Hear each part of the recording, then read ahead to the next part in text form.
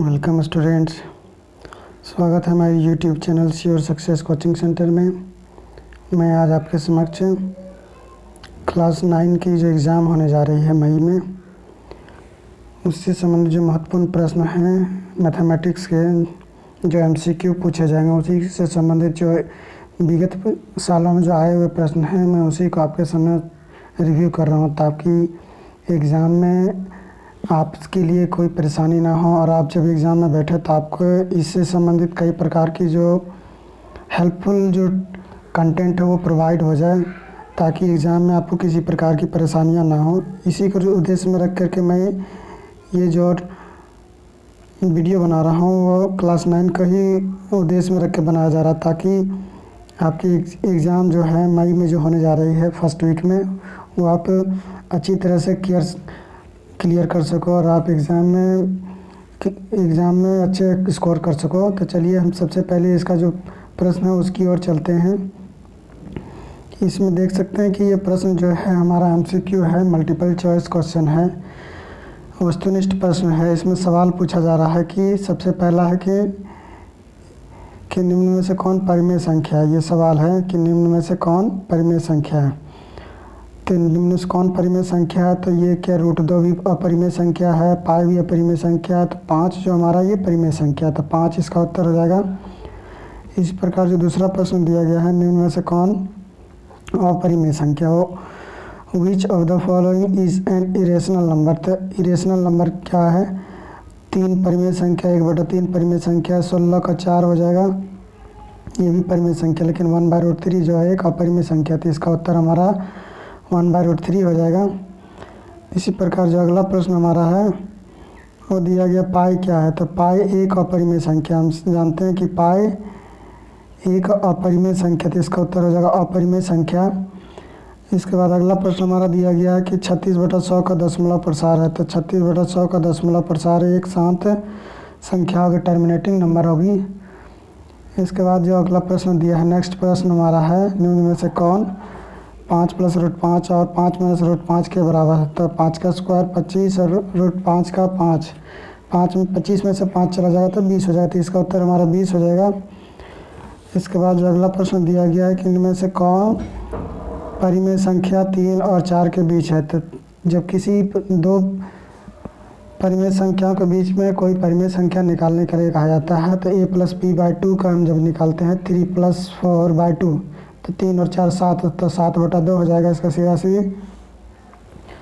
अगला प्रश्न हमारा है कि निम्न में से कौन एक चर का बहुपद है। तो एक चर का बहुपद इसमें 4x² - 3x + 7 हो जाएगा, 3√2 + t√2, जो इसमें अंग्रेजी अच्छा रूट में है, इसमें अंग्रेजी अच्छा रूट में, तो ये बहुपद नहीं है एक चर में, ये भी बहुपद नहीं है, लेकिन ये हमारा बहुपद हो जाएगा। अगला प्रश्न इसमें दिया हुआ है इसी प्रकार कि निम्न में से कौन बहुपद है। इसमें कहा निम्न में से कौन बहुपद है, तो बहुपद ये हो जाएगा हमारा x² + x + 2। इसमें अंग्रेजी अच्छा रूट में है, तो ये बहुपद नहीं होगा। इसमें भी अंग्रेजी अक्षर रूट में, इसमें ये भी नहीं होगा, अंग्रेजी अक्षर बट्टा में, तो ये भी नहीं होगा। x का मान अगर 0 रखते हैं तो 5x - 4x² + 3 का मान क्या होगा। तो 5 × 0 0 -4 x² के 0 रखते, ये भी 0 हो जाता, +3 हो जाएगा, तो केवल +3 जो है ये 3 हो जाएगा। इसका उत्तर x + 1 से भाग देते हैं अगर 3x² + x - 1 को, तो शेषफल क्या आता है। तो x + 1 को हम = 0 लेते हैं तो -1 आता है, -1 को इस पर रखते हैं तो हमारा मान जो उत्तर आता है वो उत्तर हमारा वो 1 आएगा। और अगला प्रश्न हमारा दिया गया है कि y² - 5y + 6 का गुणनखंड है। The factor of y² - 5y + 6 is. तो इसका जब गुणनखंड करते हैं तो गुणनखंड करने के बाद हमारा जो उत्तर आता है वो उत्तर हो जाएगा y - 2 of y - 3। इसके बाद अगला उत्तर प्रश्न दिया गया है कि x - 1 का जो मान है इसमें रखते हैं तो k का मान क्या होगा। तो k का मान इसका -2 होगा। सॉल्व करने के बाद तो x = हम +1 रखते हैं, -1 है तो +1 हो जाएगा। ट्रांसपोज करने के बाद और इसमें जब मान पुट करते हैं तो के का मान हमारा के का मान हमारा -2 आता है। इसके बाद अगला प्रश्न हमारा दिया गया है कि y बराबर 3x + 5 का हल है। तो इसका हल निकालते तो कई हल निकलते हैं, तो इसको हम सीधा सीधी लिखेंगे कि अपरिमित रूप से कई हल हैं। इसका उत्तर क्या हो जाएगा? अपरिमित रूप से कई हल होंगे। इसके बाद ये दिया हुआ 2x + 3y = 4, तो x और y ऐसा मान रखें कि मान हमारा 4 आना चाहिए। तो ऐसा मान रखें कि 4 आ जाए, तो हम इसमें सीधा सीधी रख सकते हैं। इसमें नहीं, समीकरण ये नहीं कर रहा है कि ax + by + c के रूप में व्यक्त करने के लिए abc का मान क्या होगा। तो a का मान यहाँ पर 2 दिया हुआ तो ये 2 हो गया, b का मान 3 दिया तो 3 हो गया, c का मान x का मान मतलब 4 = 4 है, तो इधर लाएंगे -4, तो ये हमारा 1 सही हो जाएगा। इसका अगला प्रश्न हमारा जो दिया गया है, इसका अगला जो प्रश्न हमारा दिया है कि समीकरण x + 2y = 6 का हल है। तो x + 2 को अगर लेते हैं तो हमारा मान जो है 6 आना चाहिए। तो x और y ऐसा रखें कि मान हमारा 6 आ जाता है। x का मान अगर हम 4 रखते हैं और y 2y 2 × 1 तो 4 और 2 6 होता है, तो इसका मान हमारा यही हो जाएगा। अगला प्रश्न दिया है कि x अक्ष और y अक्ष के कटान बिंदु को कहते हैं। तो x अक्ष और y अक्ष के कटान बिंदु को हम मूल बिंदु या निर्देशांक कहते हैं या ओरिजिन कहते हैं। अगला प्रश्न है कि x निर्देशांक को कहते हैं, तो x निर्देशांक को एब्सिका या भुज कहते हैं, और y निर्देशांक को कोटि या ऑर्डिनेट कहते हैं। अगला प्रश्न है p का निर्देशांक है। तो p का निर्देशांक p यहाँ पे है, तो यहाँ p का मान 2 है और x का मान 2 और y का मान 3, तो इसका उत्तर हमारा हो जाएगा 2 और 3। इसका सीधा सीधी उत्तर हमारा हो जाएगा 2 3। अगला प्रश्न इसमें दिया हुआ है कि एक बिंदु में कितनी रेखाएं खींची जा सकती है। तो एक बिंदु में कितनी रेखाएं खींची जा सकती है? तो एक बिंदु में अनंत रेखाएं या अनेक रेखाएं खींची जा सकती है। वे वस्तुएं जो परस्पर संपाती होती है, things which coincide with one other are equal, वो बराबर होती हैं 52 डिग्री का पूरक कोण। तो 52 डिग्री में और कितना डिग्री चाहिए ताकि वो 90 डिग्री हो जाए? तो 38 डिग्री इसका उत्तर हो जाएगा। 60 संपूरक मतलब दो कोण को जोड़ने पर 180 आना चाहिए। तो 60 डिग्री दिया हुआ तो 180 डिग्री लाने के लिए हमको 20 डिग्री घट रहा था, 120 इसका उत्तर हो जाएगा। अगला प्रश्न इसमें दिया हुआ है कि जिस कोण की माप 90 डिग्री हो उसको कहते हैं। तो जिस कोण की माप 90 डिग्री हो उसको हम समकोण कहते हैं या राइट एंगल कहते हैं। AOB में एक रेखा है, तो BOC का मान क्या है? AOB एक रेखा है इसमें, तो 5x + 4x = 180 हो जाएगा। 5x तो x का मान 20 आता है। 20 को अगर 4x से गुना करते हैं 4 × 8 तो 80 डिग्री हो जाएगा इसका सीधा उत्तर। अगला उत्तर दिए क्वेश्चन दिया है कि त्रिभुज के तीनों कोणों का योग होता है। तो त्रिभुज के तीनों कोणों का योग कितना होता है? त्रिभुज के तीनों कोणों का योग 180 डिग्री होता है। दो सर्वांगसम आकृति होते हैं, तो दो सर्वांगसम आकृति हमेशा बराबर होते हैं। त्रिभुजों की सर्वांगसमता की कौन सी कसौटी सत्य नहीं है? तो साइड सत्य है, साइड एंगल साइड सत्य है, एंगल साइड एंगल ये भी सत्य है, लेकिन साइड एंगल ये सत्य नहीं है। तो यही हो जाएगा इसका उत्तर। AB = BC दिया हुआ है एक त्रिभुज में।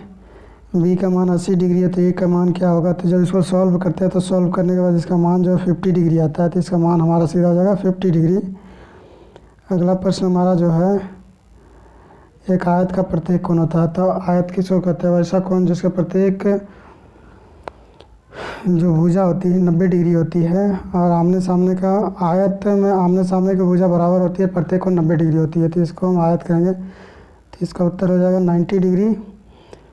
अगला प्रश्न है कि एक चतुर्भुज के कोण 3:5:9:13 के अनुपात में है, इसका सबसे बड़ा कौन होगा? तो इसको जब हम मान निकालते हैं, इसको जोड़ते हैं, अनुपात को x लेते हैं, तो जब x बराबर 3 चतुर्भुज 380 डिग्री, इसको जोड़ते हैं, x का मान निकालते हैं, x को 13x के मान पर पुट करते हैं तो वह 156 डिग्री आता है। तो इसका उत्तर हो जाएगा 156 डिग्री। अगला प्रश्न हमारा दिया गया कि एक बिंदु वाली तो एक बिंदु में कितनी रेखाएं की जा सकती है। तो एक बिंदु में तो ये हो गई। अंतिम जो पन्ना है जिसका प्रश्न इसमें दिया हुआ है, वृत्त की सबसे बड़ी जीवा किसको कहते हैं। वृत्त की सबसे बड़ी जीवा को हम व्यास कहते हैं या डायमीटर कहते हैं। वृत्त के एक चाप और जीवा के बीच के भाग को क्या कहते हैं। वृत्त के जीवा और चाप के बीच के भाग को हम सेगमेंट या वृत्तखंड कहते हैं। एक त्रिभुज की भुजाएं 10, 14 और 18 इसका परिमाप सबको जोड़ते हैं तो आता है 42, यही परिमाप हो जाएगा। एक समकोण त्रिभुज की भुजाएं 3, 4 और 5 सेंटीमीटर, क्षेत्रफल क्या होगा। तो सबसे बड़ी भुजा जो होगी समकोण त्रिभुज का वो कर्ण होता है, लेकिन हम त्रिभुज का क्षेत्रफल निकालते हैं 1/2 गुना आधार गुना ऊंचाई। तो 1/2 गुना 4 गुना 3 लिखेंगे तो 2 से 4 कट जाएगा तो 2 तिया 6 हो जाएगा। तो 6 इसमें जो उत्तर होगा वही हमारा उत्तर हो जाएगा 4 नंबर। अगला प्रश्न इसमें दिया है घन का किनारा x है, इसका पार्श्व पृष्ठीय क्षेत्रफल होगा। तो घन का पार्श्व पृष्ठीय क्षेत्रफल 4a² होता है। 4 गुना भुजा स्क्वायर है, कुल पृष्ठीय क्षेत्रफल 6x² या 6 गुना भुजा स्क्वायर होता है। अगला प्रश्न इसमें दिया है कि एक बेलन के आधार की त्रिज्या r और ऊंचाई है, क्षेत्र इसका आयतन होगा। तो बेलन के आयतन होता है πr² और शंकु का 1/3πr²। तब इसका उत्तर हो जाएगा 1/4 πr² हो जाएगा। इसके बाद अगला क्वेश्चन हमारा दिया है कि मिलान चिन्ह की बारंबारता। तो मिलान चिन्ह यहाँ पर 5, 5, 10 और 2 12, तो इसका 12 सीधा हो जाएगा। 15 और 25 का वर्ग चिन्ह, 15 और 25 को जोड़ते हैं तो आता है 40, 40/2 हो जाएगा। जोड़ेंगे तो इसको +2 कर देंगे और 2 कर देंगे तो 40/2 का 20। निश्चित घटना की प्रायिकता 1 होती है और अनिश्चित घटना की प्रायिकता 0 होती है। इसके बाद अगला प्रश्न हमारा दिया है कि बहुलक क्या है। इसमें हम देख सकते हैं कि जो 3 है सबसे ज़्यादा बार रिपीट हुआ है, 1 2 3 4 बार, तो इसका उत्तर सीधा हो जाएगा 3। बहुलक का मतलब हो जाएगा कि किसी भी आवृत्ति, इसको सीधा सीधी कर सकते हैं, किसी भी आवृत्ति के बाद ज़्यादा बार आने की घटना को ही हम बहुलक कहेंगे। तो आवृत्ति इसमें जो है फ्रीक्वेंसी 3 जो ज़्यादा बार दोहराया जा रहा है, इसलिए इसका उत्तर 3 हो जाएगा। अगला प्रश्न इसमें दिया गया है, तो ये 40 प्रश्न का सवाल सॉल्यूशन मैंने आपके समक्ष रखा। जिन्होंने अभी तक हमारे चैनल को सब्सक्राइब नहीं किया, सब्सक्राइब कर लें, बेल आइकन की घंटी को प्रेस कर लें ताकि उन तक लेटेस्ट वीडियोज़ की अपडेट्स पहुँचती रहे। धन्यवाद।